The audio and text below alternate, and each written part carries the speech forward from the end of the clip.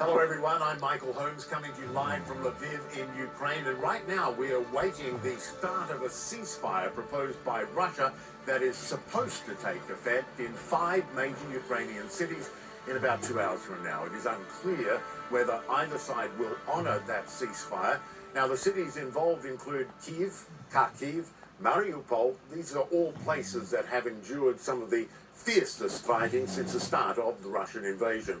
The ceasefire meant to give civilians an opportunity to evacuate via humanitarian corridors, but under the Kremlin's plan, most of those corridors would lead to Russia and its ally Belarus, where many refugees obviously do not want to go.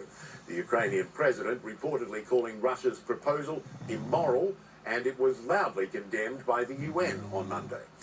Now, the latest round of talks between Ukraine and Russia, meanwhile, resulted in no breakthroughs on Monday, as with previous attempts, and the Russian military has been stepping up its assault on strategically important Ukrainian cities.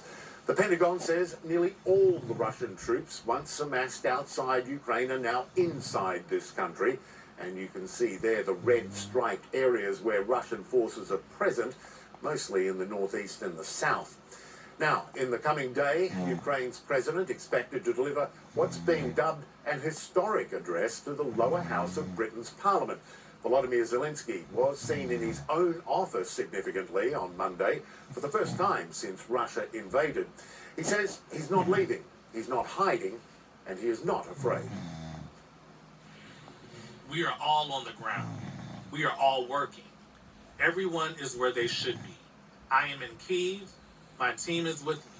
The territorial defense is on the ground. The servicemen are in position.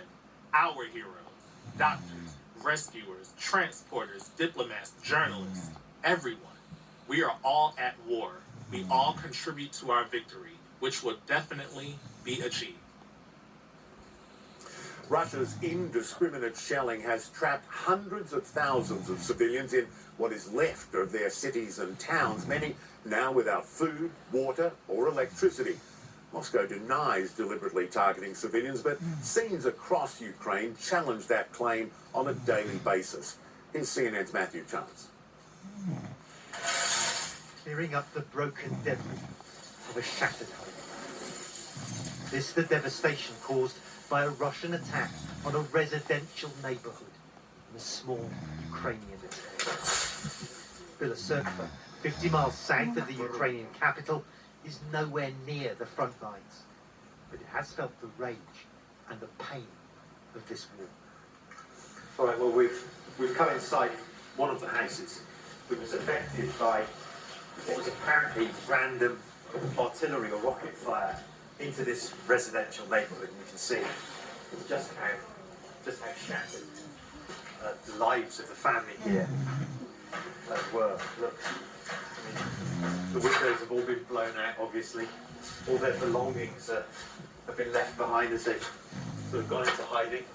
There's a picture up there of it seems to be some of the people who lived in here. It was a family with some children. Apparently, they've survived this, which is good. But of course, when you look at the situation and the way that Russians have been shelling residential areas across the country, so many people haven't survived. This is interesting. Come have a look. It's the children's bedroom. You can see over here. Look, the bunk beds, the roof that's fallen down onto the top of them when that shell hit. And of course, in the panic and in the evacuation, the kids have left all their toys up here. You know, and it just shows you that no matter where you are in this country, with Russia attacking towns and cities across it, lives are being shattered. Svetoslav is a close friend of the family who were nearly killed in their beds here. Godfather to the 3 children who escaped with their lives. Now he has one request, he tells me, for the United States. Please close the skies over Ukraine, he begs. If we can just contact NATO and ask them this, everything will be fine.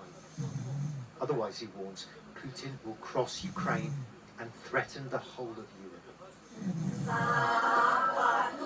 In a bunker under the town, its terrified children are singing Ukraine's national anthem. It keeps them calm. And as Russia invades, a whole generation of Ukrainians is being united by this war, together as they shelter from the horrors above. Matthew Chance, CNN, in Bielortsi, Ukraine.